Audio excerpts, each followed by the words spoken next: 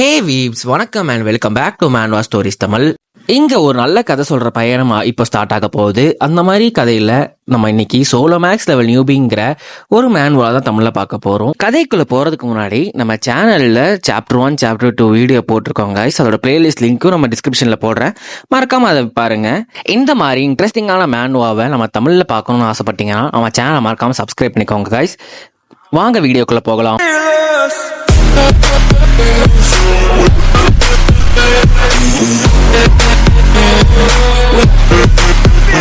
Hero நோக்கி attack வருது. நம்ம ஹீரோவும் அந்த அட்டாக்கை கையால தடுத்து விட்டுறாரு. இதை பார்த்து அந்த பொண்ணு ஷாக் ஆயிடுது.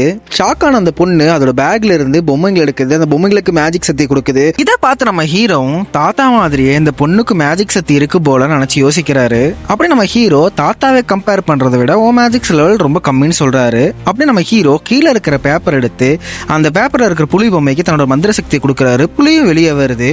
இதை பார்த்த அந்த பொண்ணு ஷாக் ஆயிடுது. புலியும் ஆக்ரோஷமா அந்த பொம்மை கிட்ட போகுது. அந்த பொம்மையும் புலியை பார்த்துட்டு இருக்க நம்ம ஹீரோ அந்த பொம்மைக்கு சிக்னல் கொடுக்குறாரு.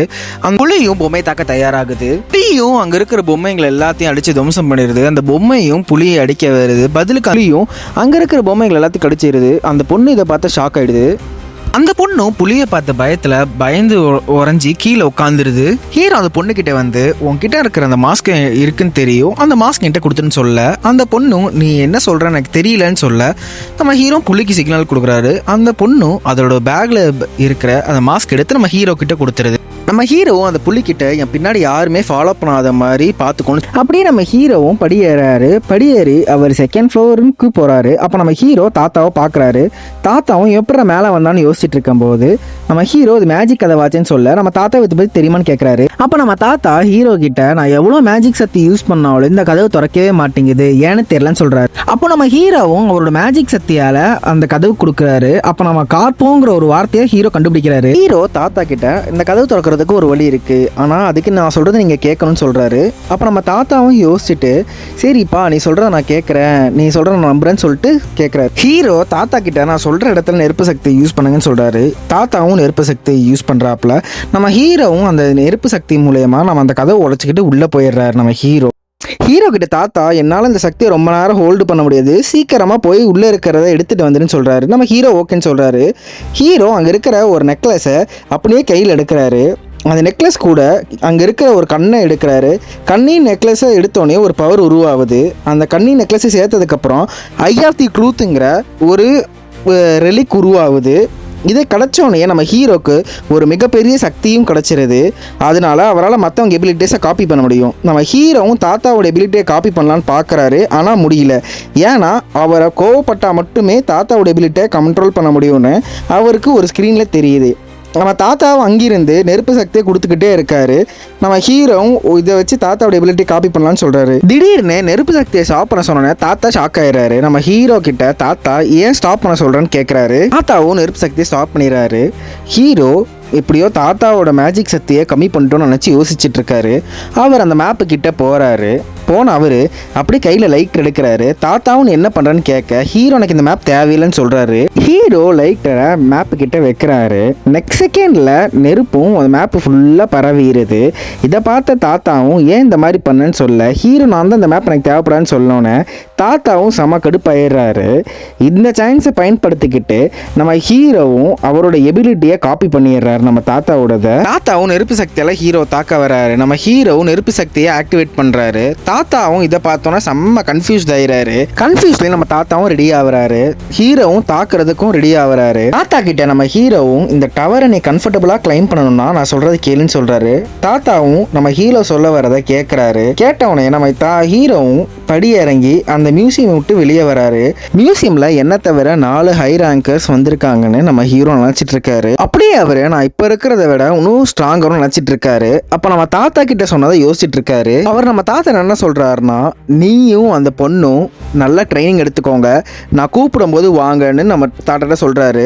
அப்படியே அவர் என்ன நினைக்கிறாருன்னா நான் நிறைய ஸ்கில்ல காப்பி பண்ணணும்னு நினைச்சிட்டு அவர் அப்படியே போயிட்டு இருக்காரு. நான் இப்படி எல்லா ஸ்கில்லுமே காப்பி பண்ணிட்டேன்னா நான் தான் இருக்கிறதுலே ஸ்ட்ராங்கஸ்ட் ஆனவன் நம்ம ஹீரோ யோசிச்சுட்டு இருக்காரு. அந்த நேரத்தில் அவருக்கு பசிக்குது. அவர் ஒரு ஹோட்டலை சூஸ் பண்றாங்க. அந்த ஹோட்டலில் எல்லாரும் நம்ம ஹீரோவை பத்தி பேசிட்டு இருக்காங்க. அந்த டிவிலையும் அந்த மியூசியம் நடந்த இன்சிடென்ட்டை பற்றி சொல்கிறாங்க. அதே மாதிரி நிறைய இடத்துலையும் இதே மாதிரி இன்சிடென்ட் ஆயிருக்குன்னு பற்றி அந்த நியூஸில் இருக்கிற டெலிகாஸ்ட் சொல்லிட்டு இருக்காங்க. நம்ம ஹீரோ அந்த நியூஸை பார்த்துட்டு மற்ற கண்ட்ரியில் இருக்கிற பிளேயர்ஸும் அவங்க மூவ்ஸை ஸ்டார்ட் பண்ணிட்டாங்கன்னு நினச்சிட்டு இருக்காரு. அந்த டெலிகாஸ்ட்டும் அங்கே என்னென்ன நடந்து சொல்கிறாரு. ஃபர்ஸ்ட் அவர் அந்த பொண்ணு அந்த பொம்மையை சமெண்ட் பண்ணது, நம்ம ஹீரோவும் அந்த கையால் அந்த அட்டாக்கை தடுத்து விட்டது, அப்புறம் அந்த புலி வந்து அந்த பொம்மையை அடித்து துவம்சம் பண்ணது எல்லாமே சொல்கிறாரு. அப்போ அங்கே இருக்கிறவரும் இது டவர் ஆஃப் டைல்ஸில் வந்தவன் தானேன்னு யோசிச்சு சொல்கிறாரு. நம்ம ஹீரோவும் நம்ம ஐடென்டிட்டியை ஹைட் பண்ணி யோசிச்சுட்டு இருக்காரு. கவர்மெண்ட் ஸ்பெஷல் பவர் இருக்கிறவங்க எல்லாத்தையும் வச்சு ஒரு ஆர்கனைசேஷன் கிரியேட் பண்ணுறாங்க. அவங்க பேர் தான் அவேக்கன் ஆர்கனைசேஷன்னு அந்த டெலிகாஸ்ட்னு சொல்கிறாரு. இதை பார்த்து நம்ம ஹீரோவும் கவர்மெண்ட் நம்ம நினச்சதை விட ரொம்ப ஸ்பீடாக இருக்காங்கன்னு நினச்சிட்டு யோசிச்சுட்டு இருக்காரு. நம்ம ஹீரோவும் குடிச்சுக்கிட்டு நம்ம கவர்மெண்ட் அஃபீஷியல் என்ன சொல்றாருன்னு கேட்டுட்டு இருக்காரு. கவர்மெண்ட் அஃபீஷியல் பேரு ஹாங்க் சஜின். அவர் என்ன சொல்றாருன்னா, நான் தான் அவேக்கன் ஆர்கனைசேஷனோட சேர்மன் சொல்லிட்டு அவரு சொல்றாரு. நம்ம ஹீரோவும் அவர் என்னத்தான் சொல்ல வர்றாரு கூர்மையா கவனிச்சிட்டு இருக்காரு. நான் இந்த நிகழ்ச்சியில வந்தது காரணம், நான் இந்த ஸ்பெஷல் பவர் இருக்கிறவங்கள என் சைடில் சேர்த்துக்கணும்னு நினச்சிக்கிறேன். அதுவும் இல்லாமல் ஸ்கில்ஸுக்கு ஏற்றதுக்கு மேலே அவங்களுக்கு பொசிஷனும் சேஞ்ச் ஆகும். அதுவும் இல்லாமல் கவர்மெண்ட் சைடில் இருந்து நாங்கள் சேலரியும் கொடுப்போம்னு சொல்லிட்டு சொல்கிறாரு. அதுவும் இல்லாமல் அவர் இந்த வீடியோவில் வந்தவன் ஒரு எக்ஸ்பர்ஷன் தான் சொல்கிறாரு. அவங்களுக்கு ஒரு ஆஃபர் தரேன், அவங்க வந்து என் கூட ஜாயின் பண்ணிக்கிட்டாங்கன்னா கவர்மெண்ட் சைடில் இருந்து அவங்களுக்கு நாங்கள் எல்லா சப்போர்ட்டும் தருவோம்னு சொல்லிட்டு அவர் அந்த நிகழ்ச்சியில் சொல்கிறாரு. அந்த கெஃபேல இருக்கிறவங்களும் வா இது ரொம்ப சூப்பரான ஆஃபர்னு சொல்கிறாங்க. நம்ம ஹீரோவும் இவனோட கோலே நம்மளை சேர்த்துக்கணும்னு நினைக்கிறான், ஆனால் இவன் அவனை ஒரு பொருளாக தான் பார்க்குறான்னு நினச்சி அவர் யோசிச்சுட்டு இருக்கார் நம்ம ஹீரோ. அதுவும் இல்லாமல் டவர் ஆஃப் ட்ரையல்ஸில் எனக்கு தெரிஞ்ச இன்ஃபர்மேஷன் யாருக்குமே தெரியாதுன்னு அந்த சஜினுக்கும் தெரியும். அதுவும் இல்லாமல் அந்த சஜின் வந்து ஒரு பிரசிடென்ட் ஆனது காரணம் அவனுக்கு ஸ்கில் நிறையா இருக்கும்னு நினைக்கிறேன்னு சொல்லி நம்ம ஹீரோவும் சொல்கிறாரு. அதுவும் இல்லாமல் டவர் ஆஃப் ட்ரையல்ஸில் இருக்க சேலஞ்சஸை ஃபேஸ் பண்ணுற அளவுக்கு சஜினுக்கும் ஒரு நல்ல ஸ்கில் இருக்குன்னு நம்புறேன்னு சொல்கிறாரு.